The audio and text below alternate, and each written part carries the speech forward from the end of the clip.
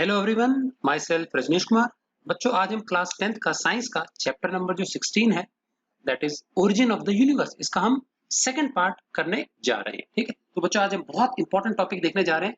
CBSE में बच्चों ये टॉपिक जो है ये हेरिडिटी एंड इवोल्यूशन नामक चैप्टर में ही इंट्रोड्यूस किया गया। आपके दो पीसेस में कर दिया गया, जेनेटिक्स को अलग कर दिया उसमें, और इवोल्यूशन को यहाँ पे इन्होंने ओरिजिन ऑफ यूनिवर्स में अटैच कर दिया। तो ये टॉपिक दोनों ही बोर्ड्स के लिए, सीबीएसई प्लस आरबीएसई, दोनों के लिए इंपॉर्टेंट होने वाला है। तो देखते हैं क्या है ये। आज हम देखेंगे ऑर्गेनिक इवोल्यूशन क्या होता है। ठीक है, जैव विकास, जैविक विकास किसको बोलते हैं, एंड ये जो ऑर्गेनिक इवोल्यूशन है क्या वास्तव में हुआ था तो किस प्रकार से हुआ था, कौन कौन सी थ्योरीज इसके लिए उत्तरदायी है। इन सबको एक्सप्लेन करने के लिए आज हम क्या है, कुछ लोगों की थ्योरीज देखेंगे और फिर देखेंगे कौन सी सही है कौन सी गड़बड़ है। ठीक, चलिए तो पहले तो मीनिंग समझ लेते हैं ऑर्गेनिक इवोल्यूशन का। बच्चों जैसे कि कई लोगों का मानना है कि धरती के ओरिजिन के बाद में इस पे जीवन की उत्पत्ति हुई। फर्स्ट माइक्रोबियल फॉर्म में पहली लाइफ जो होती है ब्लू ग्रीन एल्गिया बैक्टीरिया के रूप में पनपी। अब शुरू शुरू में जो शुरुआती ऑर्गेनिज्म थे बहुत ही सिंपलिस्टिक लाइफ फॉर्म थे। कैसे चल के उन सिंपल लाइफ फॉर्म से, प्रिमिटिव ऑर्गेनिज्म से नए नए उन्नत, ज्यादा कॉम्प्लिकेटेड, कॉम्प्लेक्स बॉडी डिजाइन वाले जीवों का विकास हुआ, कैसे वो आए आगे चल करके।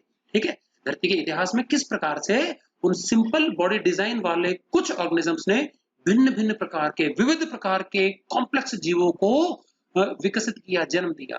ये जो प्रक्रिया है, स्लो प्रक्रिया, इसी को कहते हैं बच्चों ऑर्गेनिक इवोल्यूशन, जैव विकास, जीवों का विकास। ठीक, तो एकदम से इस उन्नत रूप में हमारी धरती पे जीवन नहीं आ गया है। तो बहुत सारे अलग अलग साइंटिस्ट का अलग अलग मानना है। तो देखते हैं ये जो ऑर्गेनिक इवोल्यूशन की प्रक्रिया बच्चों, कई लोगों का मानना है कि बिल्कुल सतत, कंटिन्यूअस और बहुत बहुत स्लो प्रक्रिया है। आज हम खड़े हो जाएं, कल को सो करके उठे तो हमको इवोल्यूशन में कोई बदलाव नजर नहीं आएगा। एकदम से नए गुण एकदम से 2 4 5 10 दिन में प्रकट नहीं होंगे, इवन कुछ सालों में भी नहीं होंगे। इनमें लाखों लाखों करोड़ों सालों का समय लगता है, तब जाके इवोल्यूशन वाली प्रक्रिया हमको समझ में आती है। तो बहुत ही स्लो प्रक्रिया है, अपने जीवन काल में हम इसको नोटिस नहीं कर पाएंगे, लेकिन हमारे सामने अभी भी कुछ प्रमाण है जिसके आधार पर कहा जा सकता है कि इवोल्यूशन जैसी कोई प्रक्रिया हुई थी। ठीक, तो देखते हैं प्रोसेस ऑफ ऑर्गेनिक इवोल्यूशन। तो सबसे पहली जो इसकी थ्योरी है बच्चों रिलेटेड, वो दी थी लेमार्क ने। तो लेमार्क ने क्या बताया बच्चों कि हर ऑर्गेनिज्म जो होता है वो अपने पेरेंट्स से कुछ गुणों को इनहेरिट करता है। भाई जब पेरेंट्स से उसका जन्म होता है तो अपने पेरेंट्स से वो कुछ गुणों को इनहेरिट करता है। ठीक है कि नहीं? अब इनहेरिट करने के बाद में सपोज उसको अपने पेरेंट्स से 5 गुण मिले, ठीक है, वो पांचों गुण तो उसके पास रहेंगे, लेकिन वो अपने जीवन काल में भी रिक्वायरमेंट के अनुसार कुछ गुणों को विकसित करता है, डेवलप करता है, अक्वायर करता है, अर्जित करता है, नीड के अकॉर्डिंग। समझ में आ गया? तो ये निर्भर करता है कि उसकी आवश्यकता कैसी है। ठीक है, तो नीड के अकॉर्डिंग ये कुछ गुणों को डेवलप करता है, अक्वायर करता है। ये जो अक्वायर्ड कैरेक्टर्स है, अक्वायर्ड ट्रेट्स है, उसको जीने में लाभकारी भी हो सकते हैं और कभी कभी ये नुकसानदायक भी साबित हो सकते हैं। ये जो अर्जित किए गए गुण हैं इनको अक्वायर्ड ट्रेट्स कहा जाता है। तो बच्चों मान लीजिए 5 गुण उसके पास पहले से हैं और उसने अपने जीवन काल में 3 नए गुण और अर्जित कर लिए रिक्वायरमेंट के अनुसार, तो टोटल मिला के 8 गुण हो गए। तो लेमार्क ने ये कहा कि ये आठों के आठों जो गुण है, कुछ उसके पहले से इनहेरिटेड है और कुछ जो डेवलप हुए हैं उसकी बॉडी में, ये सारे गुण जब वो रिप्रोड्यूस करेगा अपनी अपनी अगली पीढ़ी में ये ट्रांसफर कर देगा। तो अब अगली जो पीढ़ी है उसके अंदर गुण हो गए टोटल 8, तो ये आठों अगली पीढ़ी में ट्रांसफर होंगे। फिर अगली पीढ़ी जो होगी उसका जीवन काल में वो भी अपने कुछ गुण अर्जित करेगा नीड के अकॉर्डिंग। भाई हर अगली पीढ़ी पिछले से कुछ उन्नत होती है। आप लोग अपने पेरेंट्स से कुछ मायने में उन्नत हो, ज्यादा डेवलप्ड हो, ज्यादा एडवांस्ड हो। ठीक है कि नहीं? तो अब जैसे फॉर एग्जांपल आजकल के छोटे छोटे बच्चों को मोबाइल लैपटॉप चलाना आता है और हमारे जो 2 पीढ़ियां पीछे ग्रैंड पेरेंट्स हैं उनको शायद नहीं चलाना आता इतना ज्यादा इफेक्टिवली। समझ में आएगा? आजकल 4 साल का बच्चा बहुत इफिशिएंटली मोबाइल यूज कर सकता है, तो ये गुणों का विकास ही है। ठीक, तो आने वाली पीढ़ी में कुछ न कुछ नए गुण विकसित होते रहते हैं। तो लेमार्क का मानना था कि हर अगली पीढ़ी पिछले से कुछ ज्यादा उन्नत होती है, थोड़ी सी डिफरेंट होगी, और बहुत लंबे समय के बाद में इस प्रकार से अगर हजारों पीढ़ियां गुजर जाती है तो उसमें इतने सारे गुण डेवलप हो जाएंगे जो पहले वाले से बिल्कुल ही अलग होगी, और इस प्रकार से बहुत लंबे समय के बाद में नई जो प्रजाति है वो विकसित हो सकती है। ये मानना था बच्चों लेमार्क का कि जो गुण कोई इंडिविजुअल में, किसी इंडिविजुअल में डेवलप होते हैं जीवन काल में, वो सारे के सारे गुण अगली जनरेशन में ट्रांसफर हो जाते हैं बच्चों। तो इस थ्योरी से बहुत सारे साइंटिस्ट जो थे वो सहमत नहीं थे। उनमें से एक था वीजमैन। वीजमैन ने बच्चों इसको डिस्प्रूव करने के लिए या प्रूव करने के लिए व्हाटएवर कुछ एक्सपेरिमेंट किया। तो उन्होंने क्या किया कि कुछ छोटे छोटे चूहे ले लिए पिंजरे में, सफेद कलर के एल्बिनो चूहे आते हैं ना, वो ले लिए, और उन चूहों को एक नया गुण देने की कोशिश किया। हर चूहे की पूंछ होती है, ठीक है कि नहीं क्या? और भाई गुण जो होता है आवश्यकता के अनुसार आता है। जो पर्यावरण होता है, पर्यावरण की जो कंडीशंस होती है, एनवायरमेंटल कंडीशंस होती है, वो प्रभाव डालती हैं। उनके कारण ही ऑर्गेनिज्म नया गुण उनसे उनको झेलने के लिए, पर्यावरण की जो परिस्थितियां हैं उनको झेलने के लिए अपने बॉडी में नया गुण विकसित करता है वो, ठीक है कि नहीं क्या? अब क्या हुआ, उस जो चूहे थे, चूहों का जो पर्यावरण है उसी का हिस्सा है ये वीजमैन खुद साइंटिस्ट, तो उसने वो प्रभाव डाल सकता है चूहों के ऊपर। तो उसने क्या किया, जो चूहे हैं उनकी पूंछों को काट दिया। समझ में आ गया? उनकी पूंछों को काटने से हुआ ये कि अगली पीढ़ी में जब चूहों ने रिप्रोड्यूस किया, अगली पीढ़ी आई, तो पता ये लगा, तो अभी देखो चूहों की पूंछ काटने का मतलब हो गया पूंछ रहित होना, ये एक नया गुण है जो कि उन्होंने अपने जीवन काल में अर्जित किया। समझ में आ गया? नया गुण हो गया। तो अब अगर लेमार्क की थ्योरी सही है तो पूंछ कटा होने वाला जो गुण है वो उनको अगली पीढ़ी में भी ट्रांसफर करना चाहिए। तो जब अगली पीढ़ी, अगली संतान उनकी आई चूहों की, तो वीजमैन ने पाया कि अगली संतान सब चूहे वाले पूंछ, जो चूहे जो है वो सब में पूंछ मौजूद थी। टेल्ड माइस उनको मिली। बच्चों माइस जो है प्लूरल है चूहों का, रैट्स का, ठीक है कि नहीं क्या? सो चूहों की जो पूंछ है वो कट करने से अगली जो पीढ़ी है उसमें चूहों की पूंछ हटी नहीं, ठीक है? तो इसका मतलब गुण उन्होंने ट्रांसफर नहीं किया।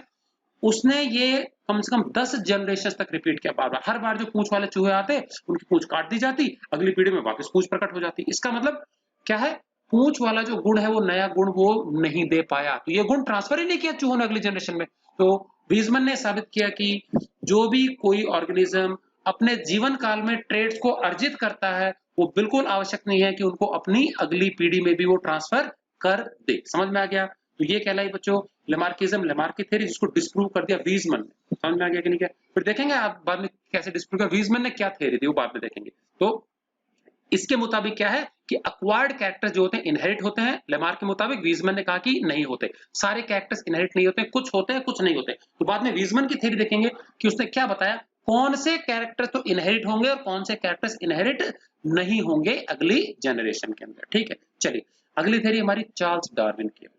डार्विन ने अपनी एक पुस्तक लिखी थी जिसमें उन्होंने समझाया origin of species by natural selection. प्राकृतिक वर्ण, प्राकृतिक सिलेक्शन के द्वारा, प्रकृति के द्वारा चुनाव होता है, सिलेक्शन होता है और नई जो प्रजाति है उसका जन्म होता है, उसकी उत्पत्ति होती है। तो पूरी प्रक्रिया, इसकी थ्योरी को हम डिटेल में बाद में देखेंगे। और डार्विन के अनुसार जो नई जो प्रजाति है उसका विकास जो होता है ये कंटिन्यूस और एक बहुत ही स्लो प्रक्रिया से बहुत लंबा समय लगता है, ठीक है कि नहीं का? So it is a very slow and continued process. ऐसा नहीं हो सकता कि आज कोई प्रजाति है कल उससे एक और नई प्रजाति निकल पड़ी, ऐसा बहुत छोटे से समय में, थोड़े से समय में संभव नहीं है। समझ में आ गया? तो एक लंबी और कंटिन्यूस प्रक्रिया है। तो उसने इसको नाम दिया प्रोसेस ऑफ कंटिन्यूअस वेरिएशन, ठीक है? पूरी थ्योरी हम डिटेल में पढ़ेंगे अलग से क्वेश्चन बना करके। डार्विन ने थ्योरी दी, तो ये डार्विनिज्म कहलाता है। बच्चों ह्यूगो डी वराइज ने डार्विन की थ्योरी को रिफ्यूट किया।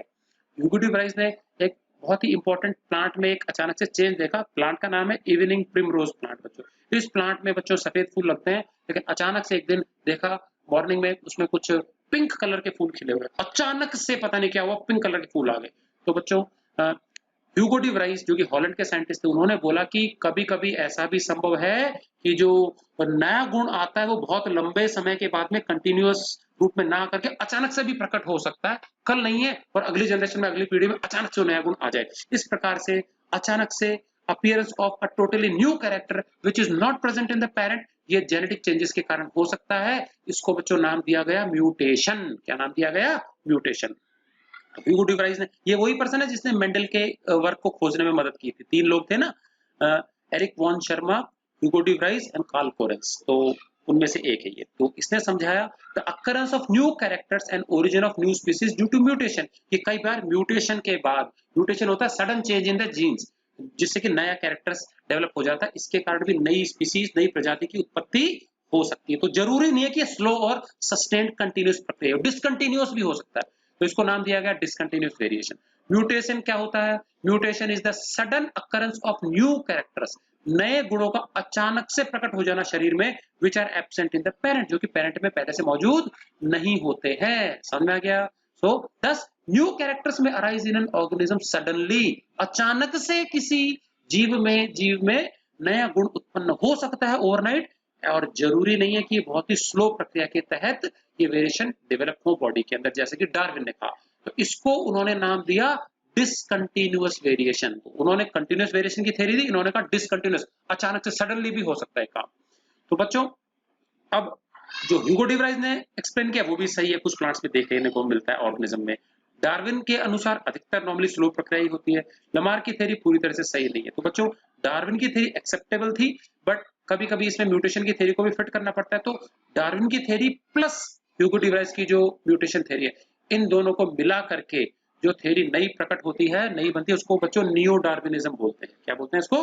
Neo Darwinism. म्यूटेशन थ्योरी जो ह्यूगो डिवराइज की कंबाइंड विद डार्विन, ये जो थ्योरी है, ये दोनों मिलकर के इफेक्टिवली हमारा जो सतत ऑर्गेनिक इवोल्यूशन की जो प्रक्रिया है उसको भली भांति एक्सप्लेन करते हैं। कोई एक थ्योरी पूरी तरह से ये समझा नहीं पाती है। तो new Darwinism is the mutation theory of Hugo de Vries combined with Darwinism, Darwin की थ्योरी। ठीक है, तो अब क्या है, all about theories show how few kinds of simpler organisms. तो ये जितनी भी थ्योरीज हैं ये क्या समझा पाती हैं कि किस प्रकार से कुछ सीमित संख्या में कुछ प्रकार के सिंपल बॉडी डिजाइन वाले छोटे सूक्ष्म जो ऑर्गेनिजम्स हैं, over a long period of time, लंबे समय के बाद में धीरे धीरे उन्होंने क्या किया, इतनी सारी विविध प्रकार की जटिल बॉडी डिजाइन वाली प्रजातियों को जन्म दिया, जिससे कि जीवों की विविधता हमारे संसार में बढ़ गई। और आज करीब हमारे पूरे संसार में 20 लाख प्रकार की प्रजातियां पाई जाती हैं। ये तो नोन प्रजातियां, बहुत सारी अननोन हैं, वो तो पता भी नहीं हमको कितनी है, और हर दिन नई नई प्रजातियां विकसित होती है, जन्म लेती है, जो हमको आइडिया भी नहीं है। क्लियर? सो विविधता धीरे धीरे हमारे संसार की बढ़ रही है। ठीक है, और ये बहुत ही स्लो प्रक्रिया है। तो ये सारी थ्योरीज इस चीज की ओर इशारा करती है। अब बच्चों, विविधता बढ़ी, इवोल्यूशन हुआ, क्या इसके कोई प्रमाण है? क्या हमको पता है क्या कि वास्तव में इवोल्यूशन हुआ था, या जैसे भगवान ने बिल्कुल छूमंतर करके एकदम से सृष्टि को इसी हाईली डेवलप्ड फॉर्म में तैयार कर दिया, कोई जादू मंत्र कर दिया? नहीं। तो इवोल्यूशन के पीछे कुछ सॉलिड ठोस प्रमाण है हमारे पास। तो कौन कौन से एविडेंसेस है, प्रमाण है, जो कि साबित करते हैं कि इवोल्यूशन जैसी जो घटना है, या इवोल्यूशन वाली जो प्रक्रिया है, सतत विकास की जो प्रक्रिया है, जीवों का जो विकास है, वो हुआ था पास्ट में, अभी भी जारी है और आगे भी होता रहेगा। ये रुकता नहीं है। बस हमारा जीवन काल इतना छोटा है कि इसको हम महसूस नहीं कर पाते, बट ये बहुत ही स्लो प्रक्रिया है। लाखों सालों के समय कोई विजिबल, लाखों सालों के बाद में ही हमको कोई विजिबल बदलाव, अंतर, चेंज नजर आता है ऑर्गेनिजम्स के बॉडी डिजाइन में। तो कौन कौन से प्रमाण है, एविडेंस है इसके फेवर में इवोल्यूशन के? तो हमारे पास कुछ है। सबसे पहला आता है बच्चों होमोलोगस ऑर्गन्स, होमोलोगस एनालोगस। अब ध्यान से समझना, ये दोनों कई बार एक छोटे छोटे एक मार्क्स की क्वेश्चन में भी आते हैं, सीबीएसई में भी आता है, आरबीएसई में। होमोलोगस ऑर्गन्स का मतलब होता है बच्चों अलग अलग ऑर्गेनिजम्स में ऐसे ऑर्गन्स जिनका ओरिजिन और उत्पत्ति, स्ट्रक्चर, ये सब तो सेम है, बट वो अलग अलग फंक्शन परफॉर्म करते हैं। क्या कहलाते हैं? होमोलोगस ऑर्गन्स बच्चों। ठीक है, अब मुझे बताइए, अगर दो भिन्न भिन्न ऑर्गेनिजम्स में कोई ऑर्गन मिलते हैं, समझना, अलग अलग ऑर्गेनिज्म, अलग अलग रिलेटेड भी नहीं है, अलग अलग ऑर्गेनिजम्स हैं, उनमें कोई ऑर्गन मिलते हैं। अब उन ऑर्गन में अगर कुछ भी समानता हो, किसी भी, चाहे तो काम में समानता हो, चाहे उसके स्ट्रक्चर में समानता हो, कैसी भी समानता किस ओर इशारा करती है कि कहीं ना कहीं उनका एंसेस्टर कॉमन रहा होगा। बच्चों समझ में आ गया? फॉर एग्जाम्पल, आप लोग जो हो, आपका जो फेस है, बॉडी डिजाइन वगैरह, फेस काफी हद तक आपके पेरेंट्स से मिलता है। तो इसका मतलब मान लीजिए दो भाई बहन है या दो भाई है, तो उनकी शक्लें काफी आपस में मिलती जुलती है। तो आपस में मिलने जुलने का मतलब ये होता है कि उनका जो पीछे की जो पीढ़ी है, पेरेंट्स, वो कॉमन है। ठीक है, अब मान लीजिए आप लोग और अपने कजिन्स को या मामा मामी जी है, उनके बच्चों को अगर बगल में रखोगे, तो उनका बॉडी डिजाइन, उनका फेस कट सब बिल्कुल ही अलग होगा। तो इसका मतलब आपके पेरेंट्स कॉमन नहीं है। समझ में आ गया कि नहीं? क्या तो इसका मतलब कॉमन एंसेस्ट्री की ओर इशारा करता है सेमनेस, ऑर्गन्स में समानता। अब समानता स्ट्रक्चर में, बनावट में हो सकती है, काम में हो सकती है। तो होमोलोगस ऑर्गन वो होते हैं अलग अलग जीवों के जिनमें बनावट में, स्ट्रक्चर में तो समानता है, ओरिजिन में समानता है, उत्पत्ति में समानता है, बेसिक डिजाइन में समानता है, बट काम अलग अलग होते हैं। समझ में आ गया? ऐसे कहलाते हैं ऑर्गन्स होमोलोगस। और एनालोगस वो होते हैं ऑर्गन्स जिनमें स्ट्रक्चर और बनावट, उत्पत्ति में समानता नहीं है, दिखते अलग अलग प्रकार के, लेकिन काम एक ही करते हैं, फंक्शन में समानता है। तो पहले वाले में ओरिजिन एक समान है, काम अलग, अगले वाले में ओरिजिन अलग अलग है, काम सेम। तो देखते हैं होमोलोगस ऑर्गन्स। ऑर्गन्स ऑफ, तो यहाँ पे क्योंकि उत्पत्ति, स्ट्रक्चर एक जैसा है, तो लगता है कि कोई कॉमन एंसेस्टर रहा होगा पूर्व में, तो मतलब एक ही कॉमन पूर्वज से ये प्रकट हुआ है। तो ये क्या है? इवोल्यूशन का ही तो प्रमाण है कि एक प्रकार के जीव से अलग अलग प्रकार के जीवों की उत्पत्ति हुई है। तो ऑर्गन्स ऑफ डिफरेंट ऑर्गेनिजम्स, ये स्टार्टिंग लाइन दोनों की सेम ही है। ऑर्गन्स ऑफ डिफरेंट, अलग अलग ऑर्गेनिजम्स के ऑर्गन होते हैं ये, having similar structure and origin. तो होमोलोगस में लोगोस मतलब स्ट्रक्चर, होमो मतलब सेम, तो सेम स्ट्रक्चर है, सेम उत्पत्ति, ओरिजिन है, बट परफॉर्मिंग डिफरेंट फंक्शन, लेकिन काम अलग होते हैं, कहलाते हैं होमोलोगस ऑर्गन्स। सेकंड वाले में ऑर्गन्स ऑफ डिफरेंट ऑर्गेनिजम्स, यहां तक समान ही है, having different structure and origin, उत्पत्ति अलग है, स्ट्रक्चर अलग है, बनावट अलग है, but performing the similar function, काम उनका सेम है, ये कहलाते हैं एनालोगस ऑर्गन्स। और अलग अलग जीवों में होते हैं। तो एग्जांपल देख लेते हैं बच्चों। अब एग्जांपल होमोलोगस का, forelimb of human, cat, bat and lizard. बच्चों अगर हम ह्यूमन बींग्स का फोर लिम्ब, आगे के जो हमारा हाथ है आर्म है, उसको देखें तो उसमें बच्चों 30 के करीब हड्डियां होती हैं। और इसमें हमारी उंगलियां जो है, फिंगर डिजिट्स, उसकी हड्डियों का ढांचा देखें, 5 लिम्स है हमारे पास, पेंटाडक्टिल, ठीक है, जिसमें नाखून है हमारे पास। उसके अलावा पीछे हमारे फोर आर्म की हड्डी है, रेडियस, उसमें सेंटर पे होल होता है। उसके बाद ऊपर की हड्डी है हमारी, ठीक है। तो ये हड्डियों का अगर हम ढांचा, हमारा एक्सरे वाला जो ढांचा है वो देखें, ह्यूमन बींग्स का देखें, बिल्ली का देखें, चमगादड़ का देखा, लिजर्ड का देखा, सबका बेसिक बॉडी डिजाइन बच्चों सेम का सेम रहेगा। आपको टेक्स्ट बुक में इसका फोटोग्राफ मिल जाएगा। तो सबका बॉडी डिजाइन एक जैसा है, सब में हड्डियों की बनावट लगभग ऑलमोस्ट सिमिलर, बहुत ज्यादा रिजेम्बलेंस है। तो दिखने में एक जैसा है, बट सबका काम अलग अलग है। अब ह्यूमन बींग्स में जो फोर लिम्स से हाथ है, उनका काम अलग, हम चीजों को होल्ड कर सकते हैं, ठीक है कि नहीं। क्या देन कैट, बिल्ली जो होती है वो छलांग लगाने के लिए, कहीं से ऊंचाई पे चढ़ने के लिए, कूदने के लिए, लीपिंग करने के लिए अपने फोर लिम्स को यूज करती है। शिकार करने के लिए यूज कर लेती है अपने पंजों को, ठीक है, पैरों को। उसके अलावा जो बैट होता है, बैट अपने फोर लिम्स को क्या यूज करते हैं, उड़ान के लिए यूज करते हैं, जबकि हम नहीं उड़ सकते अपने हाथों से। लिजर्ड क्रॉलिंग के लिए यूज करती है, छत पे चढ़ जाती है, जो दीवार है उस पर क्रॉल कर लेती है। तो सब में काम अलग अलग है फोर लिम्स के, समझ में आ गया। जबकि फ्रॉग है, फ्रॉग के फोर लिम्स में भी क्या होता है, वो तैरने का काम करता है उससे, ठीक है, हॉपिंग का काम करता है, जबकि हमारे अलग है। तो सबके फोर लिम्स की basic structural body design same है, बट उनका काम अलग है। इस प्रकार के ऑर्गन्स होमोलोगस ऑर्गन्स होते हैं। तो साबित ये करता है कि कभी ना कभी पूर्व में एंसेस्टर कॉमन रहे होंगे, ये इवोल्यूशन की ओर इशारा करता है। एनालोगस ऑर्गन्स के कुछ एग्जांपल्स हमारे, wings of insects and wings of bat. अब बच्चों इनकी बनावट अलग है, बॉडी डिजाइन अलग है, इनका स्ट्रक्चरल है, इनका जो ओरिजिन उत्पत्ति अलग है। जो चमगादड़ होता है उसके पंख यदि हम देखें तो उसमें अंदर हड्डियां होती हैं, हड्डियों के ऊपर एक बिल्कुल पतला सा मेम्ब्रेन स्ट्रक्चर है जो पंख के रूप में यूज करता है, उसके ऊपर फेदर्स नहीं होते। पक्षियों के अलग है, उसमें फेदर्स होते हैं, तो उनकी बनावट, पक्षी का ले लो चाहे बर्ड का विंग, ठीक है कि नहीं। क्या और इंसेक्ट, तितली हो गया, हमारा मधुमक्खी हो गया, ततैया हो गया, इसके पंख जो होते हैं एक पतली सी मेम्ब्रेन होती है, इसके अंदर तो हड्डियां भी नहीं होती, समझ में आ गया। बैट के विंग में हड्डियां होती है। तो इन दोनों की बनावट बिल्कुल डिफरेंट है, बट स्टिल काम एक ही करते हैं, उड़ने का काम करते हैं। तो ये हो गए हमारे एनालोगस ऑर्गन, समझ में आ गया। तो या तो कभी काम में समानता होती है या कभी स्ट्रक्चर में समानता होती है। तो ये दोनों इशारा करते हैं इवोल्यूशन की ओर, कि कहीं ना कहीं हमारे पास्ट में पूर्वज जो है एंसेस्टर्स वो कॉमन रहे होंगे, ठीक है कि नहीं। क्या उसके बाद एविडेंसेस फ्रॉम फॉसिल्स। फॉसिल बच्चों जो होते हैं हमारे पास्ट के जो ऑर्गेनिजम्स होते हैं, हमारे एंसेस्ट्रल फॉर्म्स जो होते हैं, उनके डेड रिमेन्स होते हैं। बहुत पहले के जो ऑर्गेनिजम्स होते हैं उनके मृत अवशेष जो कि सुरक्षित हो जाते हैं मिट्टी चट्टानों के अंदर दब करके, इनको फॉसिल्स कहा जाता है, ठीक है कि नहीं। क्या और ये फॉसिल्स भी हमारे को इवोल्यूशन का प्रमाण देते हैं। कैसे, फॉर एग्जाम्पल हमको एक फॉसिल मिला बच्चों, आर्कियोप्टेरिक्स। ये इसमें पक्षियों के जैसे गुण भी हैं और रेप्टाइल के भी गुण हैं, ठीक है, दोनों के गुण है। तो इसका मतलब ये कनेक्टिंग लिंक की तरह काम करता है। तो it looks like a bird, ये पक्षी की तरह भी दिखता है, but it bears a number of other reptilian features. तो पक्षियों के गुण में इसकी लंबी सारी एक, इसके फेदर्स हैं, इसकी बीक है, चोंच है, ये तो पक्षियों के एवियन गुण हो गए, चोंच होना और एक लंबे सारे फेदर्स होना, इसके फेदर्स होना इसकी बॉडी के ऊपर। अब इसके अलावा ये जो आर्कियोप्टेरिक्स का जो फॉसिल हमको मिला है, इसमें टीथ के इंप्रेशन मिले, दांत, टीथ जो उसकी बीक होती है, बीक के अंदर दांत भी है, और उसका जो टेल होती है, टेल, टेल के अंदर वर्टिब्रा हड्डियां हैं, और टेल वर्टिब्रा, टेल होना, वर्टिब्रा होना, ये रेप्टिलियन फीचर्स हैं। तो बच्चों ये एक ऐसा ऑर्गेनिज्म है जिसमें दो दो अलग अलग कैटेगरी ऑफ ऑर्गेनिज्म जो है उनके गुण है। इसका मतलब पक्षी जो होते हैं वो रेप्टाइल से ही उत्पन्न हुए। तो reptiles they gave rise to birds, aves, ठीक है। और यही कारण है कि हमने जो 9th क्लास में देखा होगा, जो 5 क्लासेस पढ़ी हैं वर्टिब्रेट्स की, उसमें पहले हमने रेप्टाइल्स पढ़ा, रेप्टिलिया, उसके बाद एव्स, बर्ड्स पढ़ा, फिर मैमलिया पढ़ा था हमने, ठीक है कि नहीं। तो birds they have arisen from reptiles। तो ये इस प्रकार के ऑर्गेनिज्म शो करते हैं इवोल्यूशन। दिस ऑब्जर्वेशन प्रोवाइड, तो ये एक तरह से इंटरमीडिएट ऑर्गेनिज्म है, मतलब जब रेप्टाइल्स डेवलप हो रहे थे बर्ड्स में, उस समय का ये जीव है जो पूरी तरह से पक्षी भी नहीं है और पूरी तरह से ये रेप्टाइल भी नहीं है। समझ में आ गया कि नहीं। क्या this observation provides a clue, तो इससे हमको क्या क्लू मिलता है, इंडिकेशन ये मिलता है that birds have evolved from reptiles. जो पक्षी हैं वो कहां से उपजे हैं, कहां से उत्पन्न डेवलप हुए हैं, वो रेप्टाइल्स, रेंगने वाले जीवों से वो डेवलप हुए हैं। अगला आता है हमारा कनेक्टिंग लिंक्स। बच्चों अगर किसी एक जीव में दो अलग अलग ग्रुप ऑफ ऑर्गेनिजम्स के गुण मिल जाएं तो हम इसको कनेक्टिंग लिंक कहते हैं ऐसे ऑर्गेनिज्म को। तो ये साबित करता है कि which group of organisms have evolved from which other group, कौन सा ग्रुप पहले आया, उसके विकास से, उसके डेवलपमेंट से कौन से अगला नया ग्रुप डेवलप हुआ, ज्यादा उन्नत रूप में ऑर्गेनिजम्स आए, वो देखेंगे। तो एग्जांपल हमारा सबसे उन्नत जो हमारा वर्टिब्रेट्स के ऑर्गेनिज्म जो मैमल्स होते हैं, और मैमल से पिछला जो ग्रुप है वो है एव्स। अब यहाँ हमारे पास एक ऐसा जीव है जो कि ये साबित करता है कि बर्ड्स, एव्स, एव्स के बाद में उनसे मैमल्स डेवलप हुए हैं बच्चों। हमारे पास एक ऐसा जीव है प्लेटिपस, आपने सुना होगा ये जीव। ये इसमें ऐसे फीचर्स हैं कि है तो ये मैमल, मेमोरी ग्लैंड्स होते हैं, बॉडी पे हेयर होते हैं, बट ये बच्चों एग ले करता है। और एग ले करना बच्चों किसका फीचर है? ये एव्स का फीचर है, पक्षियों का फीचर है। तो साबित ये करता है कि इसने अपना अंडा ले करने वाली प्रवृत्ति छोड़ी नहीं है, लेकिन मैमेलियन गुण इसमें विकसित हो गए हैं।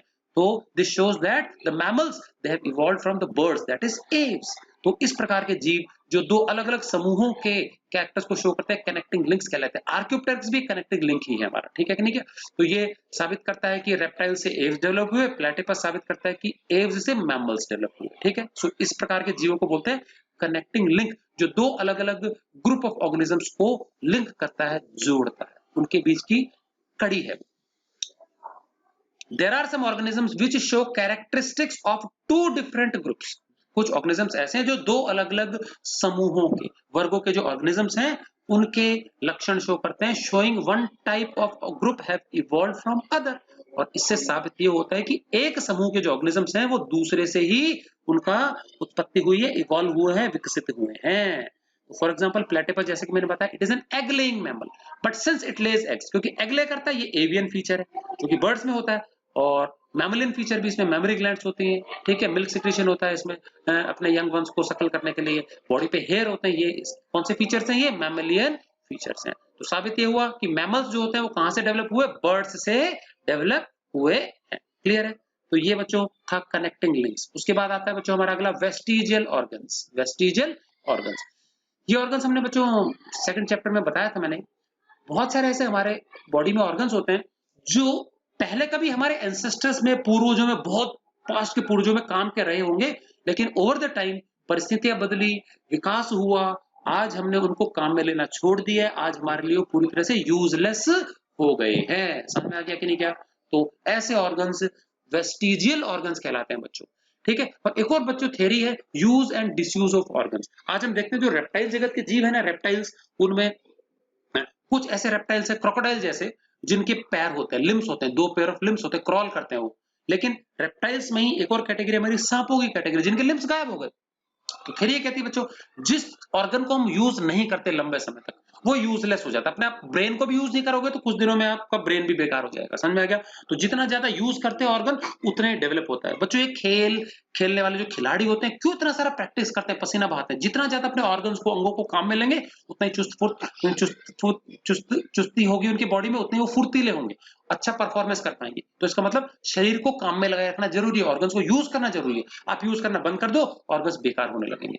तो बच्चों सांप जो थे, सांप, उनके लिम्स कैसे गायब हो गए? है तो रेप्टाइल, बट लिम्स क्यों चले गए? क्योंकि बच्चों सांप जो होते हैं वो कार्निवोरस जीव होते हैं, ठीक है, और उनका बॉडी सिलेंड्रिकल होता है। तो बच्चों ये कई बार क्या होता है, जो बरोइंग एनिमल्स होते थे, उनके उनके बिलों में ये घुस जाते थे, और उनके बिलों में घुसने के बाद में क्या होता है, रैट्स वगैरह जो होते थे, जब उनको बिलों में घुसते थे तो अपने जो लिम्स होते थे उनको रगड़ करके साथ में ऐसे घसीट के चलते थे। लिम्स इनके लिए बाधा बनते थे। तो धीरे धीरे उन्होंने लिम्स को यूज करना कम कर दिया, और इस कारण से धीरे धीरे लिम्स छोटे छोटे होते होते फिर वो क्या हो गए, फाइनली गायब ही हो गए। क्लियर है? तो लिम्स गायब होने के कारण क्या है, आज क्या है, हमको क्या है, जो आज के जो युग के जो सांप हैं, वो क्या है, उनमें हमको क्या नहीं दिखाई देता, हमको लिम्स दिखाई नहीं देते, तो गायब हो गए। तो इस प्रकार के, तो या तो वो गायब हो जाते हैं, या फिर उसके अवशेष जो होते हैं अभी भी हमको आज के युग के ऑर्गेनिजम्स में देखने को मिल जाते हैं। तो useless organs found in the body of an organism, किसी ऑर्गेनिज्म के शरीर में जो बेकार के यूजलेस ऑर्गन्स होते हैं, विच वर वंस फंक्शनल, जो कभी तो फंक्शनल रहे थे, इन देयर एंसेस्ट्रल फॉर्म्स, जो हमारे पूर्वज रहे होंगे, बहुत पहले के जीव जो है, उनमें तो फंक्शनल थे, बट आज हमारे बॉडी में यूजलेस है, किसी काम के नहीं है। इस प्रकार के ऑर्गन्स को बोलते हैं बच्चों वेस्टिजियल ऑर्गन्स, ठीक है कि नहीं क्या? तो इसका कुछ एग्जांपल्स हमारे ह्यूमन बॉडी में ही देखने को मिलता है। ये समय के साथ साथ इनका यूज हमने बंद कर दिया है, तो अभी बेकार है। तो इसका मतलब ये बच्चों, अगर इनको यूज नहीं करेंगे ना, तो हमारे ह्यूमन बींग से अगर कोई नई प्रजाति विकसित होगी, उनमें गायब हो जाएंगे। समझ में आ गया? तो इनमें से हमारा एक तो एक्सटर्नल ईयर पिन्ना, हमारा जो कान है ना, आजकल हमने इसको यूज करना बहुत कम कर दिया है, ठीक है। सुनने वाला ऑर्गन अंदर होता है, इंटीरियर में होता है, तो बाहर वाला कुछ काम का नहीं है, बस पनिशमेंट देने के काम आता है। कान पकड़ के मुर्गा बन जाओ, कान पकड़ के बाहर खड़े हो जाओ, ठीक है। तो कुछ देर में कान गायब होने वाला ह्यूमन बींग्स में से। समझ में आ गया कि नहीं क्या? पिन्ना, तो आने वाली पीढ़ियों में हो सकता है ये गायब हो जाए, ठीक है। आपने कई देखो हाईली विकसित फॉर्म जो होते हैं, एलियंस वगैरह देखे होंगे, उनमें कान दिखाते ही नहीं है। समझ में आ गया? देन उसके बाद वर्मी फॉर्म अपेंडिक्स, ये बच्चों हमारा टेल वर्टिब्रा है, ठीक है। सॉरी टेल वर्टिब्रा नहीं, वर्मीफॉर्म अपेंडिक्स क्या होता है बच्चों, हमारे जो स्मॉल इंटेस्टाइन और लार्ज इंटेस्टाइन है उसके जॉइंट पे एक छोटा सा क्या है, वर्म लाइक स्ट्रक्चर है। ये भी यूजलेस ऑर्गन है, पहले कोई काम का होगा लेकिन आज ये किसी काम का नहीं है। कई बार इसमें इंफेक्शन के कारण सूज के मोटा हो जाता है, और मोटा होने के कारण क्या होता है, इसमें से फूड पैसेज में प्रॉब्लम आती है, तो उसको कट करके निकाल भी देना पड़ता है, अपेंडिसाइटिस कहलाता है। ये बेकार की चीज है। उसके बाद हमारे बच्चों जो वर्टिब्रल कॉलम है, रीढ़ की हड्डी का जो कॉलम, उसमें 33 हड्डियां होती हैं। आखिरी के जो 3 वर्टिब्रा है वो इतने छोटे होकर के फ्यूज हो जाते हैं। पहले कभी हमारे पूर्वजों में टेल के रूप में पाए जाते थे, लेकिन आजकल टेल नहीं होती मैमल्स में, सॉरी ह्यूमन बींग्स में। तो ये जो आखिरी के टेल वर्टिब्रा है तीनों, ये फ्यूज हो गए हैं और इन्होंने मिलकर एक ट्रायंगुलर छोटा सा हड्डी बना दी है, कॉकेक्स कहते हैं। तो टेल वर्टिब्रिया 3 हड्डियों का फ्यूजन है ये, ठीक है। इसके बाद हमारी आईज में एक छोटा सा मस्कुलर स्ट्रक्चर है जो नोज के इर्द गिर्द, बिल्कुल आंखों में जो नोज की साइड में जो हमारे आंखों के कॉर्नर्स हैं, वहां पे छोटा सा मस्कुलर दाने जैसा स्ट्रक्चर है, निक्टिटेटिंग मेम्ब्रेन बोलते हैं। इसका कोई काम नहीं हमारी आंखों में, पता नहीं क्यों है, फिलहाल अभी कोई काम नहीं है। और अगला हमारा है अकल जाड़, विजडम टूथ। बच्चों 18 वर्ष की आयु के बाद में ये आखिर में आती है। ऊपर और नीचे के दोनों जबड़ों में 4 टूथ आते हैं, 2 ऊपर 2 नीचे। अभी फिलहाल आपके 28 दांत होंगे, 18 ईयर्स की एज के बाद में कभी भी आपके जबड़ों में डेवलप होंगे। फिलहाल अभी जितने उनसे आप काम चला रहे हो, तो आगे भी किसी काम के नहीं, ये टच ही नहीं हो पाते, तो इतने आगे से हम कभी चबाते नहीं है, तो ये बेकार की चीज ही है। तो ये ऑर्गन्स बच्चों इस बात का प्रमाण है कि ओवर द पीरियड हमने क्या है, इनका यूज धीरे धीरे कम कर दिया। तो जैसे जैसे परिस्थितियां बदलती है तो यूज भी बदल जाता है, और यूज कम करने के कारण ये हमारे शरीर में आज बेकार हो गए। तो आने वाले जो बहुत आगे अगली पीढ़ियों के हजारों लाखों पीढ़ियां आगे जब आएंगी हमारी ह्यूमन बींग्स की, तो हमको पता लगेगा कि ये धीरे धीरे गायब ही हो जाएंगे, उनका रूप ही बदल जाएगा। तो एक तरह से वो नई स्पीसीज के रूप में वो बदल सकते हैं ह्यूमन बींग्स, ठीक है।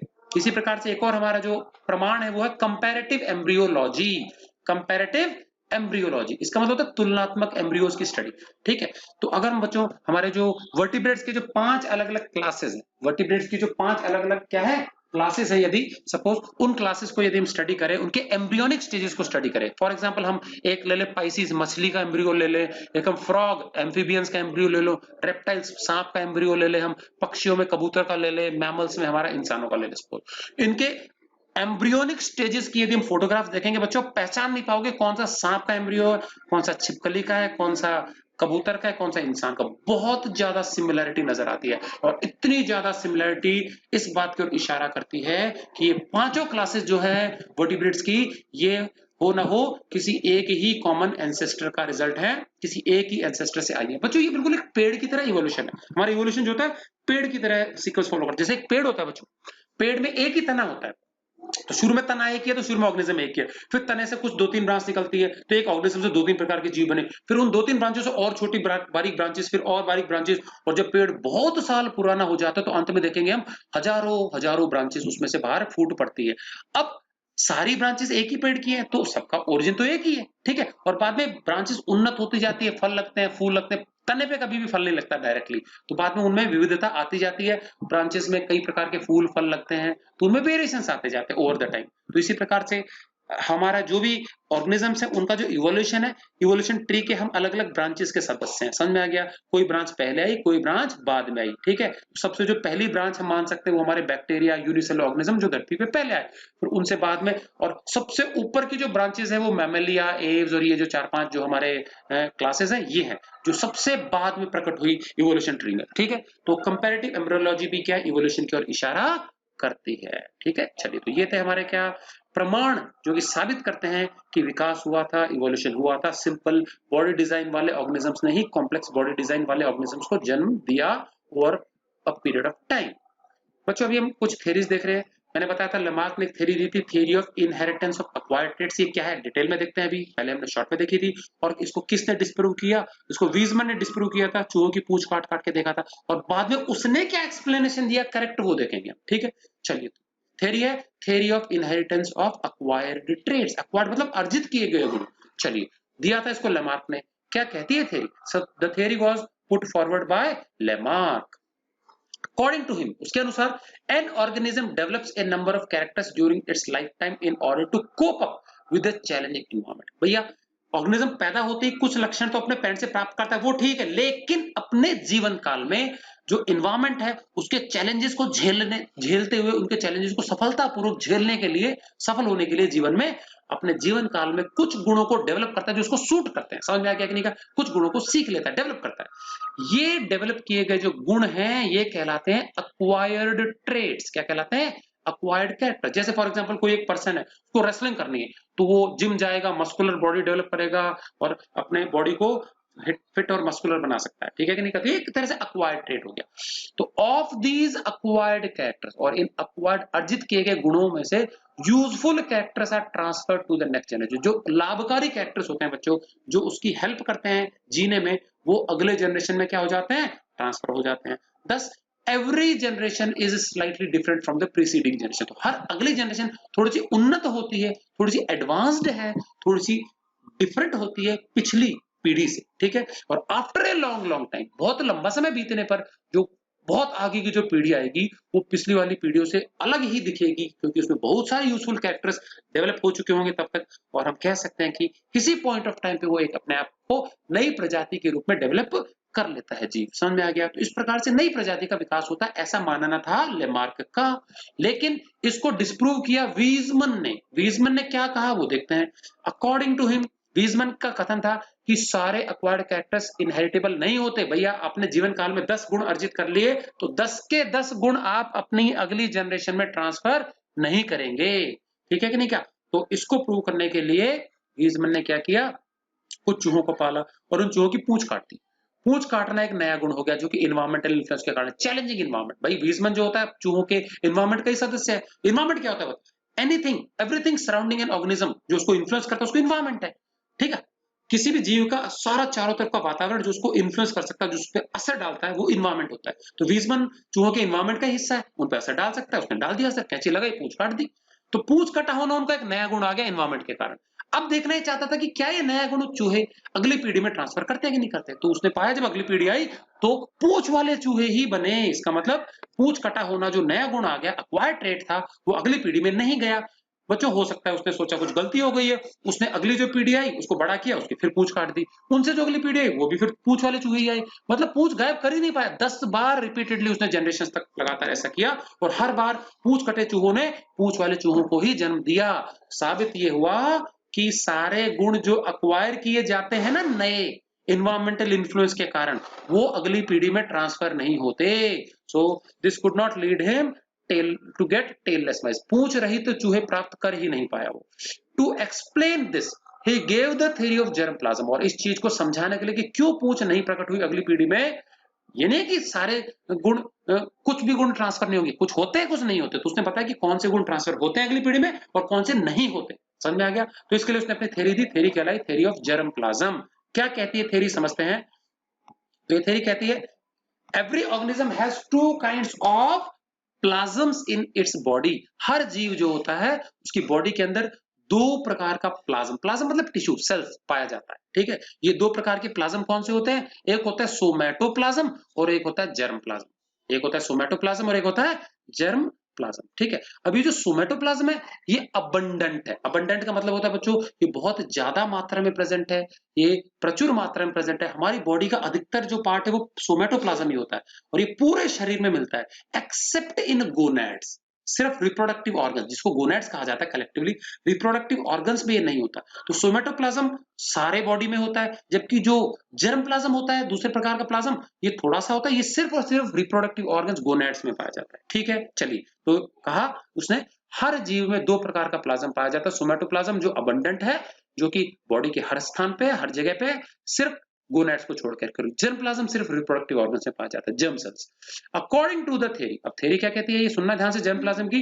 Any change that takes place in somatoplasm, कोई भी ऐसा बदलाव जो कि किसमें होता है? सोमैटोप्लाज्म में होता है। अब सोमैटोप्लाज्म बदलाव होगा तो उससे बताओ बच्चों गैमेट्स में तो कोई फर्क नहीं पड़ेगा, क्योंकि जो गोनोइड्स है, रिप्रोडक्टिव सेल्स है, वो गैमेट का निर्माण करते हैं और गैमेट से फर्टिलाइज होकर अगली पीढ़ी बनाती है। तो जब तक गैमेट में बदलाव नहीं होगा ना, तब तक अगली पीढ़ी में कोई नया गुण नहीं जा सकता। तो अगर सोमैटोप्लाज्म में कोई बदलाव आ रहा है ना, तो उससे गोनैड्स पे कोई प्रभाव नहीं पड़ रहा, गैमेट्स पे कोई प्रभाव नहीं पड़ रहा, उनमें नया गुण नहीं आ रहा। गैमेट्स में वैसे के वैसी जीन्स हैं, क्रोमोसोम्स हैं, तो होगा ये कि सोमैटोप्लाज्म में कोई अगर परिवर्तन होता है, इस प्रकार का change, they are not inheritable, वो अगली पीढ़ी में ट्रांसफर होगा ही नहीं, क्योंकि उससे गैमेट तो वैसे ही बनने वाली है। तो पूंछ वाला गुण जो होता है वो गैमेट से डिसाइड होगा, ना कि बाकी सोमेटोप्लाज्म से, ठीक है कि नहीं क्या? Whereas the changes which are a result of change in germ plasm, अब जर्म प्लाज्म में परिवर्तन हो जाए, हमारे गैमेट्स में कोई छेड़खानी हो जाए, उसके जीन्स में बदल जाए कुछ मामला, तो आगे आने वाला जो हमारा अगला इंडिविजुअल है उस वो प्रभाव पड़ेगा उस पे, उसमें नया गुण विकसित हो सकता है। तो क्या कहा उसने, सोमेटोप्लाज्म में अगर बदलाव होता है, इस प्रकार के बदलाव जो चेंज लाते हैं वो चेंज अगली जनरेशन में इनहेरिटेबल नहीं है, वो नहीं ट्रांसफर होंगे। जबकि अगर जर्म प्लाज्म में कोई परिवर्तन होता है, जर्म प्लाज्म की जो जीन्स होती हैं, गोनैड्स की जो जीन, गोनैड्स के जो सेल्स हैं, रिप्रोडक्टिव ऑर्गन्स के सेल्स हैं, उनमें परिवर्तन के कारण कोई नया गुण अगर प्रकट होता है, that will definitely be transferred into the next generation, वो इनहेरिट होगा, ट्रांसफर होगा, इनहेरिट होना मतलब ट्रांसफर होना, अगली पीढ़ी में चला जाएगा। ठीक है, तो ये थी बच्चों थ्योरी ऑफ जर्म प्लाज्म, कि जर्म प्लाज्म में होने वाला चेंज इनहेरिटेबल होते हैं, सोमेटोप्लाज्म में होने वाले चेंज इनहेरिटेबल नहीं होते। तो यही कारण है। अब बच्चों जो उससे टेल काटी ना, टेल एक सोमेटिक कैरेक्टर है, टेल जो होती है वो रिप्रोडक्टिव ऑर्गन थोड़ी है, तो टेल काटने से गैमेट फॉर्मेशन पे कोई प्रभाव नहीं पड़ेगा, गैमेट हमेशा वही बनेगी, और जो टेल वाला गुण है बच्चों वो हर सेल के अंदर है, हर सेल की गैमेट, हर सेल की जीन्स के अंदर है, तो टेल वाला गुण जो होता है वो गैमेट्स में है ही ऑलरेडी, तो गैमेट जब फर्टिलाइज होंगी, नया चूहा बनेगा, तो उसमें जीन होगी टेल लाने वाली, टेल अपने आप प्रकट हो जाएगी, तो टेल कैसे गायब होगी उसमें, समझ में आ गया कि नहीं क्या? तो इस प्रकार से टेललेस चूहे उसको प्राप्त नहीं हुए। तो ये था बच्चों हमारा क्या, थ्योरी ऑफ जर्म प्लाज्म, जो रिफ्यूट करती है या डिस्प्रूव करती है लेमार्क की theory of inheritance of acquired traits को। ठीक है, तो लेमार्क के अनुसार जो ट्रेट सारे अर्जित होते हैं वो सारे ट्रांसफर होते हैं अगली पीढ़ी में, और वीजमैन ने बताया नहीं, सारे नहीं होते, सिर्फ जर्म प्लाज्म में बदलाव के कारण होने वाले गुण जो होते हैं वही ट्रांसफर होते हैं, और सोमेटोप्लाज्म में यदि चेंज के कारण कोई गुण प्रकट होता है नया, दैट इज नॉट इनहेरिटेबल। चलिए अब हम देखेंगे बच्चों डार्विन की थ्योरी, हमने ब्रीफ में पहले देखा था, थ्योरी ऑफ नेचुरल सिलेक्शन, प्राकृतिक वर्ण, थ्योरी ऑफ नेचुरल सिलेक्शन मतलब होता है प्रकृति जो होती है वो अच्छे अच्छे गुणों वाले इंडिविजुअल को चुनती है जीने के लिए। जैसे आपको सपोज किसी गेम के लिए अपनी टीम चुनने का मौका दिए, तो आप तो बहुत ज्यादा फिट इंडिविजुअल को चुनोगे, तो प्रकृति भी सबसे फिट इंडिविजुअल, अच्छे गुणों वाले इंडिविजुअल को चुनती है जीने के लिए, बाकी को मरने के लिए छोड़ देती है। ठीक है, तो क्रूएल है प्रकृति बड़ी। देखते हैं क्या है, तो इसके जो मेन साइलेंट फीचर्स है, मेन जो पॉइंट्स हैं किसके, डार्विन की थ्योरी के, वो क्या है देखते हैं। तो बच्चों सबसे पहला पॉइंट डार्विन की थ्योरी का ये है, डार्विन ने क्या कहा कि हर जीव जो होता है उसमें रिप्रोडक्शन की जो क्षमता है कूट कूट के भरी है। समझ में आ गया, रिप्रोडक्शन क्या, ओवर रिप्रोडक्शन की क्षमता है, हद से ज्यादा रिप्रोड्यूस करने की क्षमता कूट कूट के भरी है। Tendency to over reproduce, every organism has a tendency to over reproduce and increase its population. हर जीव, हर ऑर्गेनिज्म चाहता है उसकी प्रजाति सुरक्षित रहे, फले फूले धरती पर, और इस कारण से क्या है, वो रिप्रोडक्शन की जो उनमें क्षमता होती है बहुत कूट कूट के भरी होती है। समझ में आ गया कि नहीं क्या? सो बार बार रिप्रोड्यूस करके अपनी आबादी बढ़ाते हैं। अब इस प्रकार से अगर हर जीव ही रिप्रोडक्शन करेगा, ओवर रिप्रोड्यूस करेगा, तादाद बहुत ज्यादा बढ़ जाएगी, तो भैया धरती पे तो पैर रखने की जगह नहीं मिलेगी, पूरी अट जानी चाहिए ऑर्गेनिजम्स की भीड़ से। ठीक है, लेकिन उसने बोला, डार्विन ने, कि even though organisms over reproduce करते हैं, लेकिन उनकी पॉपुलेशन एक लिमिट के बाहर नहीं बढ़ती, वो स्थायी बनी रहती है, पॉपुलेशन फेयरली रिमेन्स कांस्टेंट। ऐसा क्यों होता है? क्योंकि भीड़ बढ़ जाएगी तो लड़ाई झगड़ा बढ़ेगा, लड़ाई झगड़ा बढ़ेगा तो बाद में एक दूसरे को खपा भी देंगे वो लोग। समझ में आ गया? तो उनको स्ट्रगल करना पड़ेगा एक दूसरे से, रिसोर्सेज की कमी होगी, संसाधनों की कमी होगी, तो आपस में लड़ेंगे झगड़ेंगे, लड़ेंगे झगड़ेंगे तो मरेंगे खपेंगे, तो फिर क्या अपने आप ही कंट्रोल में आ जाएगी पॉपुलेशन। तो प्रकृति जो होती है पॉपुलेशन को अपने आप ही कंट्रोल कर लेती है। समझ में आ गया? So even though the organisms over reproduce, organism खूब ज्यादा रिप्रोड्यूस करते हैं धरती पे, the earth does not get over crowded, पूरी धरती भर नहीं जाती, क्राउडिंग नहीं हो जाती ऑर्गेनिजम्स की, and the population Fairlie remains constant, एक नियत लेवल तक की पॉपुलेशन कांस्टेंट ही रहती है, मोरलेस, बढ़ जाएगा तो अपने आप ही कम हो जाता है। It is because the organisms have to struggle for their existence, अपने एग्जिस्टेंस के लिए, अपने सर्वाइवल के लिए उनको स्ट्रगल करना पड़ता है, उनको क्या करना पड़ता है, बहुत ज्यादा परेशानी झेलनी पड़ती है, उनको जूझना पड़ता है, स्ट्रगल मतलब जूझना। समझ में आ गया कि नहीं क्या?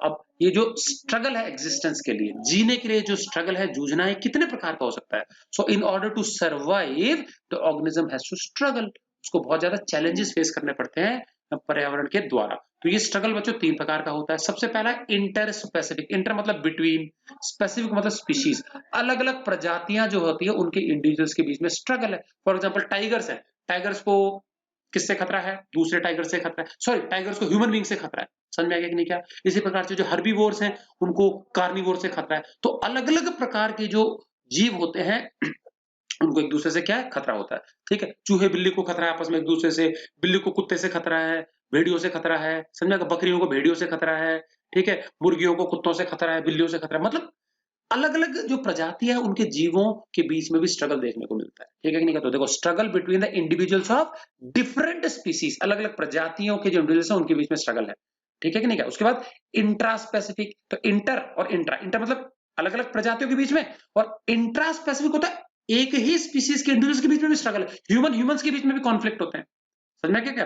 बहुत सारे कुत्तों का स्क्वाड है, आपस में चाहे कितने फ्रेंड्स होके बैठे होंगे, उन बहुत सारे कुत्तों के बीच में अगर आप एक छोटा सा मीट का पीस उछाल दो, किसी एक के मुंह में आ जाएगा, वो भाग छूटेगा, वहां से दूसरे काट खाएंगे, उससे छीन लेंगे, फिर सारी यारी दोस्ती खत्म। तो उनके बीच में स्ट्रगल देखने को मिलेगा आपको। मछलियां कॉमन फूड डालोगे, लड़ मरेंगी उस फूड को खाने के लिए। तो अगर जहां पे भोजन कम होगा तो वहां पे आपको देखने को मिल जाएगा, ठीक है।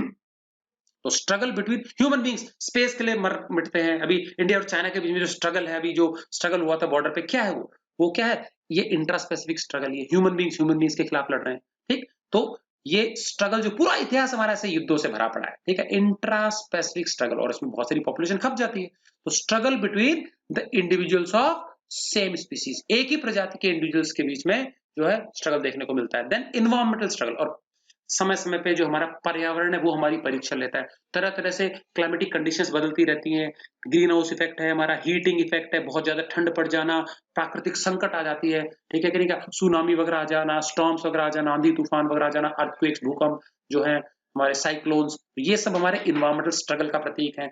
उससे भी हमको जूझना पड़ता है, कई बच जाते हैं, कई खप जाते हैं इसमें। तो इस प्रकार से जो होता है स्ट्रगल के कारण क्या होता है, कुछ ही ऐसे जीव हैं जो इनको पार पा पाते हैं, सफलतापूर्वक जी जाते हैं, बाकी नष्ट हो जाते हैं, ठीक। अब देखते हैं आगे क्या। तो सीधी बात है, चैलेंज तो भैया पोज कर रही है प्रकृति, ठीक है कि नहीं क्या। अब उन चैलेंजेस से पार पाने के लिए बच्चों, जीव को अपने आप को बदलना पड़ेगा भैया। जो बदलता है ना जीने के लिए, अपने आप को लायक बनाने के लिए जो अपने आप में बदलाव ले आएगा। अब बदलाव तीन प्रकार के हो सकते हैं, अपने बॉडी डिजाइन में बदलाव, खान पान रहन सहन में बदलाव हो सकता है उसका, ठीक है कि नहीं क्या, और बॉडी स्ट्रक्चर बॉडी डिजाइन में बदलाव हो सकता है, बिहेवियर में भी बदलाव करना पड़ता है। अगर जो बदलता नहीं है बच्चों, मिट जाता है, समझ आ गया। तो बदलाव प्रकृति का नियम है, ठीक है, समय के साथ बदलना पड़ता है। तो development of variations and adaptation, इसी को बोलते हैं अनुकूलन। प्राकृतिक चेंजेस को झेलने के लिए उसके अनुकूल अपने आप को ढालना पड़ता है। हिंदी में क्या बोलते हैं इसको, अनुकूलन। Making yourself suited to the changing environmental conditions, बदलती परिस्थितियों के अनुसार अपने आप को बदलना ढालना, ये होता है अडेप्टेशन, ठीक है। सो डेवलपमेंट ऑफ वेरिएशन, तो शरीर में बदलाव ले आते हैं इंडिविजुअल्स, कोशिश करते हैं अडेप्ट करने की कोशिश करते हैं, in order to cope up with the challenging environment. जो चैलेंजेस एनवायरमेंट पोज कर रहा है आपके सामने, जो चैलेंजेस रख रहा है, उसको झेलने के लिए, सफलतापूर्वक पार पाने के लिए, स्ट्रगल में सफल होने के लिए, तो organism has to adapt itself, organism को अपने आप को अनुकूल बनाना पड़ेगा परिस्थितियों को झेलने के लिए। तो अनुकूल कैसे बनाता है, बाय डेवलपिंग न्यू कैरेक्टरिस्टिक्स, अपने शरीर में नए गुणों को डेवलप करता है वो, और जिनको हम क्या बोलते हैं, वेरिएशन कहते हैं। क्या बोलते हैं उनको, बदलाव या फिर वेरिएशन। दीज वेरिएशंस में बी यूजफुल और हार्मफुल और इवन न्यूट्रल, और ये जो वेरिएशन होते हैं बच्चों, कुछ लाभदायक होते हैं, कुछ नुकसानदायक होते हैं, और ये न्यूट्रल भी हो सकते हैं, ना हानिकारक और ना लाभदायक, न्यूट्रल भी। तो तीन मेन प्रकार के वेरिएशन हो गए, या तो यूजफुल है, जो लाभकारी है, जीने में हेल्प करेंगे, या हार्मफुल है, नुकसानदायक है, मार डालेंगे, डिफेक्ट होंगे, डिजीज होंगे, और या फिर कई बार होते हैं नो प्रॉफिट नो लॉस, मतलब ना तो नुकसानदायक और ना हानिकारक, न्यूट्रल वेरिएशंस। द वेरिएशंस में बी इन एनाटॉमी, और किस किस में बदलाव हो सकता है, एनाटॉमी मतलब होता है इंटरनल स्ट्रक्चर, अंदरूनी ढांचे में बदलाव हो सकता है ऑर्गेनिज्म के, मॉर्फोलॉजी मतलब एक्सटर्नल स्ट्रक्चर, या फिर बिहेवियर में बदलाव, ये तीनों प्रकार के वेरिएशंस होते हैं। उसके बाद आता है बच्चों हमारा नेचुरल सिलेक्शन। चलो ऑर्गेनिज्म बदला, तरह तरह के गुण आ गए, अब हम देखेंगे कि ये गुण उसको सूट करते कि नहीं करते। तो इसका सिलेक्शन कौन करेगा, ये डिसाइड करती है नेचर। नेचर अपने चैलेंजेस के माध्यम से टेस्ट करती है। तो जो उन वेरिएशंस के बल पे अपने आप को सफल कर लेंगे, जो जीने में सफल हो जाएंगे, मतलब उनके गुण अच्छे हैं, तो प्रकृति उनको सेलेक्ट करती है जीने के लिए, फिट इंडिविजुअल्स को सेलेक्ट करती है। तो इसको बोलते हैं बच्चों प्राकृतिक वर्ण, नेचुरल सिलेक्शन। समझ में आ गया। The nature selects the most fit organism having more number of useful variations to survive. प्रकृति जो है उन ऑर्गेनिजम्स को चुन लेती है, जीने का मौका देती है, जिनमें अधिक तादाद में, अधिक संख्या में यूजफुल वेरिएशंस हैं, कूट कूट के भरे हैं। और इसी को बोलते हैं बच्चों सर्वाइवल ऑफ द फिटेस्ट, सबसे फिट इंडिविजुअल को जीने का अधिकार मिलता है। The organisms with harmful variations perish, और जिन ऑर्गेनिजम्स में नुकसानदायक वेरिएशंस होते हैं, बेकार के वेरिएशंस होते हैं, जो उनको मार डालने में सहायक होते हैं वो मर जाते हैं, वो समाप्त हो जाते हैं, नष्ट हो जाते हैं। तो ये था बच्चों नेचुरल सिलेक्शन। अब कौन से जीवित जीवित बच गए? जिनमें अच्छे गुण पैक्ड है, समझ में आ गया? अच्छे वेरिएशंस जो हैं वो सेलेक्ट हो गए। अब इनहेरिटेंस ऑफ यूजफुल वेरिएशंस, अब वो जो ऑर्गेनिज्म से अच्छे गुण वाले ऑर्गेनिज्म जो बच गए वो क्या करेंगे? रिप्रोड्यूस करेंगे अपनी प्रजातियों को कंटिन्यू करने के लिए। रिप्रोड्यूस करेंगे तो उन गुणों को, अच्छे गुणों को अपनी अगली पीढ़ी में ट्रांसफर कर देंगे। तो when the organisms reproduce they transfer these useful variations into the next generation. तो ये लाभकारी वेरिएशंस जो हैं इनको अगली पीढ़ी में ट्रांसफर कर देंगे। और ये प्रक्रिया चलती रहती है लंबे समय के बाद में। जैसे भाई पर्यावरण की परिस्थितियां बदलती हैं तो वेरिएशंस का प्रकार स्वरूप भी बदलता है, तो नए नए प्रकार के वेरिएशंस बॉडी में डेवलप होते हैं। हानिकारक वेरिएशन उसको मार डालते हैं, लेकिन यूजफुल वेरिएशंस धीरे धीरे अक्यूमुलेट होते जाते हैं और बहुत अधिक पीढ़ियों के गुजर जाने के बाद में, बहुत लंबे समय के बाद में अलग ही प्रकार के यूजफुल वेरिएशंस आगे के जीव में पनप जाते हैं, जो कि अपने आप को एक नई स्पीसीज, नई प्रजाति के रूप में विकसित कर लेता है। ठीक है, तो ओरिजिन ऑफ न्यू स्पीसीज देखते हैं अभी। The useful variations go on accumulating over generations. ठीक है, कई पीढ़ियों तक ये जो यूजफुल वेरिएशंस है, यूजफुल जो चेंजेस बॉडी डिजाइन में आ गए, ये इकट्ठे होते होते, एक्यूमुलेट होते होते जाते हैं, making them more and more different from the previous one. हर पिछली पीढ़ी से आने वाला जो अगला पीढ़ी का जो जीव है वो थोड़ा सा भिन्न है, अलग है। तो कुछ 2 4 5 10 पीढ़ियों में फर्क नहीं पड़ेगा, लेकिन हजारों लाखों पीढ़ियों के पश्चात यदि हम देखेंगे तो इतने डिफरेंट हो जाते हैं उनके वेरिएशंस कि वो अपने आप को एक नई स्पीसीज, नई प्रजाति के रूप में अपने आप को एस्टैब्लिश कर लेता है वो जीव। तो इस प्रकार से बच्चों एक ही स्पीसीज से अलग अलग प्रकार की प्रजातियां, अलग अलग प्रकार की नई नई प्रकार की स्पीसीज जन्म लेती है। यही कारण है विविधता का, यही कारण है हमारे संसार में कुछ प्रकार के जीवों से इतने विविध प्रकार के कॉम्प्लेक्स बॉडी डिजाइन वाले जीव पनप गए, उत्पन्न हो गए। ये था बच्चों organic evolution, origin of new species by natural selection, Darwin की थ्योरी। अगला बच्चों हमारा क्वेश्चन है, what is molecular phylogeny? Molecular phylogeny क्या होता है और किस प्रकार से इससे इवोल्यूशन को समझने में मदद मिलती है? तो बच्चों फाइलोजेनी में बता चुका हूं, किसी भी स्पीसीज का क्या उसका जो इवोल्यूशन हिस्ट्री है, इवोल्यूशनरी हिस्ट्री है, उसके विकास की जो हिस्ट्री है उसकी स्टडी को बोलते हैं बच्चों फाइलोजेनी। और अगर इस विकास की हिस्ट्री को, इवोल्यूशन की हिस्ट्री को समझने के लिए हमको डीएनए की मदद लेनी पड़े, डीएनए स्ट्रक्चर की मदद लेनी पड़े, डीएनए में मिलान करना पड़े, उसकी समानता कंसीडर करनी पड़े, तो इसको मॉलिक्यूलर फाइलोजेनी कहते हैं। So what is molecular phylogeny? It is the study of the evolutionary history of an organism. Organism की इवोल्यूशनरी हिस्ट्री, जो उसका विकास की जो इतिहास है उसको स्टडी करना प्रजाति का, on the basis of DNA structure and it's resemblance. DNA का जो मॉलिक्यूल है, डीएनए स्ट्रक्चर के आधार पर और उसकी समानता के आधार पर। तो अगर कोई भी क्लोजली रिलेटेड प्रजातियां होंगी उनके डीएनए में बहुत ज्यादा समानता होगी, जितने ज्यादा दूर की रिश्तेदारी होगी उतने डीएनए उनका डिफरेंट होगा। समझ में आ गया? तो every species on earth has developed from one or more species। हर एक जो प्रजाति है धरती पे जो मौजूद है वो एक या एक से अधिक प्रजातियों से मिलके या उनसे डेवलपमेंट होकर के ही, उनमें बदलाव आने से ही, निरंतर बदलाव आने से ही बनी है। ठीक है कि नहीं? क्या और ये बदलाव कई कारणों से आ सकते हैं। ठीक है, every species on earth has developed from one और more species due to changes occurring in them because of many reasons। बच्चों ह्यूमन बींग्स जो है इनका साइंटिफिक नेम है होमो सैपियंस। ठीक है, हम होमो सैपियंस जो होते हैं 2-3 अलग अलग प्रजातियों से विकास के दौर से हम बढ़ के आगे आए हैं। तो हमारे पिछले जो कुछ मैं प्रजातियों के नाम बता देता हूं, निएंडरथल्स, होमो इरेक्टस। ठीक है, तो ये 2 और प्रजाति है। तो हमारे से पिछले वाले जो थे वो थे होमो इरेक्टस, जिससे हम ह्यूमन बींग्स डेवलप, उससे पिछले वाले थे निएंडरथल्स। तो ये 2 प्रजातियां हैं जिनसे हम ह्यूमन बींग्स आगे जाके डेवलप हुए। होमो सेपियंस से कुछ और प्रजातियां आगे भविष्य में बन सकती है बहुत लंबे समय के बाद में। तो ये विकास के दौर, तो हमको उनके बच्चों फॉसिल्स मिले हैं अलग अलग स्थानों पे, अफ्रीकन रीजन में, ऑस्ट्रेलियन रीजन में। तो उन फॉसिल्स की स्टडी से हमको पता लगता है कि ह्यूमन बींग्स ने भी डेवलप किया है, उनका भी एक अपना इतिहास है। ठीक है, तो that is why every species has its own development history. तो हर प्रजाति की अपनी एक खुद का इतिहास है, उसका डेवलपमेंट का हिस्ट्री है। The study of this development history of any species of organism, ये कहलाता है बच्चों फाइलोजेनी। ठीक है, today because of DNA चेनिंग technique. तो बच्चों आज हम डीएनए में मिलान करके, डीएनए चेनिंग होता है डीएनए की कड़ियों का मिलान करके, डीएनए स्ट्रक्चर में समानता को स्टडी करके हम पता लगा सकते हैं पूरे स्पीसीज सर्कल, मतलब कौन सी स्पीसीज है, उसके पूर्वज कहाँ के थे, उसके पूर्वज कहाँ के थे, उसके पूर्वज कहाँ से उत्पत्ति हुई है। समझ में आ गया कि नहीं? क्या अब बच्चों हमारे जो पूरे मानव जाति है एक तरह से वो 7 अलग अलग भिन्न भिन्न रेसेस में बटी हुई है, 7 डिफरेंट रेसेस हैं। ठीक है, लेकिन वो सातों रेसेस एक ही स्थान से फली फूली है, वो है अफ्रीका कॉन्टिनेंट। बच्चों ह्यूमन बींग्स का प्रचार प्रसार उत्पत्ति अफ्रीकन कॉन्टिनेंट में, और वहां से ही पूरे संसार भर में ह्यूमन बींग्स फैल गए हैं, ठीक है कि नहीं?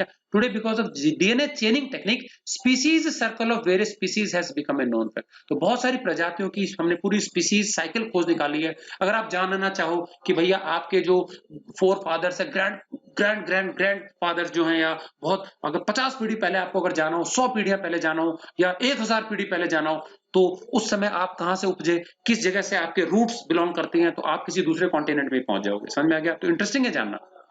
It has now become easier to know the basic ancestors of a person. Basic मतलब बहुत पहले के जो एंसेस्टर्स है वो कहां से थे, धरती के कौन से स्थान से थे, ये डीएनए स्टडी की मदद से पता लगा सकते हैं। अपना डीएनए सैंपल के लिए देंगे, तुरंत आपको मिलान करके बता देंगे भैया आप इस कॉन्टिनेंट से आपके पूर्वज थे, ये पता लग जाएगा। तो कई लोगों ने जिज्ञासावश अपने टेस्ट भी कराए हैं। तो out of curiosity many people opt for DNA test, DNA test करवा देते हैं, एंड आज उनको जो दिखाई देता है हिस्ट्री बिल्कुल उसके विपरीत निकलती है। बच्चों मैं एग्जांपल बताता हूँ, जो अमेरिकन होते हैं ना, अमेरिकन ये सबसे ज्यादा अपने आप को उन्नत रेस मानती है। अमेरिकन पीपल जो होते हैं अपने आप को सबसे उन्नत मानते हैं, एंग्लो इंडियंस अमेरिकन, ठीक है कि नहीं का? गोरे चिट्टे होते हैं, लंबे कद काठी के होते हैं, तो ये क्या है, अपने आपको सबसे उन्नत जीव मानते हैं धरती के, ठीक है कि नहीं क्या? और ये अफ्रीकन जो होते हैं, अफ्रीकन रेस होती है नीग्रोइड रेस बच्चों, ठीक है? डार्क स्किन होती है, बाल चिपके हुए होते हैं सिर पे, ठीक है? तो अफ्रीकन नीग्रोइड ये सबसे डार्क प्रजाति है, डार्क स्किन कलर है। तो जो अमेरिकन होते हैं, अमेरिकन वो उनको चिढ़ाते हैं अफ्रीकन को, ठीक है? कई सालों तक तो वहां रंग भेद की नीति चलती। अभी भी अमेरिका में बहुत सारा क्या है, लोग सड़कों पर उतर आए बिकॉज एक जो अश्वेत कोई एक पर्सन था जेल में, उसको किसी जेल अधिकारी ने गला घोट के मार डाला था। तो आज भी क्या है, वहां पे बहुत ज्यादा प्रदर्शन होते हैं, जगह जगह पूरे यूरोप में, अमेरिका में प्रदर्शन हो रहे हैं। या आज भी भेदभाव होता है, जो गोरे काले का बीच का जो भेदभाव वो बहुत ज्यादा है, ठीक है? तो अमेरिकन उनको चिढ़ाते थे अफ्रीकन को। समझ में आ गया कि नहीं क्या? उनको बड़ी ऊंची पोस्ट नहीं मिलती थी। हमारे जो महात्मा गांधी वो भी साउथ अफ्रीका में जाके रंग भेद का शिकार हुए बहुत ज्यादा। उनको ट्रेन से उतार के फेंक दिया गया था डब्बे से, फर्स्ट क्लास में ट्रेवल करना अलाउड नहीं था, इवन दो उनके पास फर्स्ट क्लास की टिकट थी, ठीक है? तो अपार्थीड कहते हैं इसको, रंग भेद की जो नीति होती, ठीक है? तो अमेरिकन क्या है, बहुत चिढ़ाते थे अफ्रीकन को, ठीक है, कि तुम अफ्रीकन बिल्कुल काले लोग हो, नीची नीची जाति के हो, ठीक है, हम हमारे बराबरी नहीं कर सकते हो। जब डीएनए उनका टेस्ट किया गया तो पता ये लगा कि अमेरिकन जो है ना, उनकी जड़ें अफ्रीका से हैं, उनका जो उत्पत्ति, उनके जो पूर्वज कहां से थे, अफ्रीका से थे। तब एकदम शांत हो गए, उनको समझ में आया कि अभी ज्यादा मौके ठीक नहीं है, हमारी खुद की उत्पत्ति भी कहां है, अफ्रीकन कॉन्टिनेंट से ही हुई है। But DNA analysis have showed that all American have an African descent. सारे अमेरिकी वासी जो हैं वो कहां से उत्पत्ति है, उनकी जड़ें कहां से हैं, अमेरिका से, अफ्रीका से, अफ्रीकन कॉन्टिनेंट। तो अफ्रीका महाद्वीप जो है वहां से लगभग हमारी पूरी मानव जाति विकसित हुई है और धीरे धीरे अलग अलग कॉन्टिनेंट्स में फैल गई है। तो अब ये जो धर्मों का जो हमने जो भेद किया हुआ है, रंग भेद किया हुआ है, ये सब हमारे ह्यूमंस की देन है। हम लोगों ने कास्टिज्म बनाया है, कलर के आधार पे ह्यूमंस को डिवाइड कर दिया है, बल्कि प्रकृति ने ये सब नहीं किया था, ठीक है कि नहीं क्या? तो it is clear that religion और कास्ट क्रीड जो है, ये जो भेदभाव का जो आधार है, it has been created by humans, ये सब मनुष्य की देन है, एंड इज अनएक्सेप्टेबल, और ये सही नहीं है। समझ में आ गया कि नहीं क्या? जो ये कास्ट क्रीड कलर है, धर्म है, इसके नाम पे एक दूसरे से भेदभाव करना, अपने आप को सुपीरियर समझना, दूसरे को कम समझना, ये सब मनुष्यों की खुद की देन है, छोटी सोच का नतीजा है, ठीक है? Entire humanity is a single unit, पूरी मानव जाति एक सिंगल यूनिट है, सबका उत्पत्ति सेम है, सब हर महीने में एक दूसरे से सेम है। तो इसमें कोई छोटा ऊंचा गरीब अमीर कुछ नहीं है, सब बराबर है, ठीक है, बायोलॉजी के टर्म्स में, ठीक है? ये था बच्चों इवोल्यूशन से रिलेटेड भिन्न भिन्न थ्योरीज एंड फाइलोजेनी का मतलब क्या होता है बच्चों। इसी के साथ ही बच्चों हमारा ये चैप्टर नंबर 16 यहीं पे खत्म होता है। अगले चैप्टर में हम अगले वीडियो में हम स्टार्ट करेंगे चैप्टर नंबर 17। क्लियर है? आई होप आपने अच्छे से समझ लिया होगा। सिंपल सा टॉपिक था ये, तो आप अच्छे से ऑर्गेनिक जो इवोल्यूशन की थ्योरीज है इसको डिटेल में आप समझ करके ढंग से नोटबुक में नोट कर लेंगे, रिवाइज कर लेंगे बार बार। क्लियर है? तो आई होप इसमें कोई प्रॉब्लम आपको नहीं हुई होगी। तो अगले वीडियो तक good bye and thanks for watching.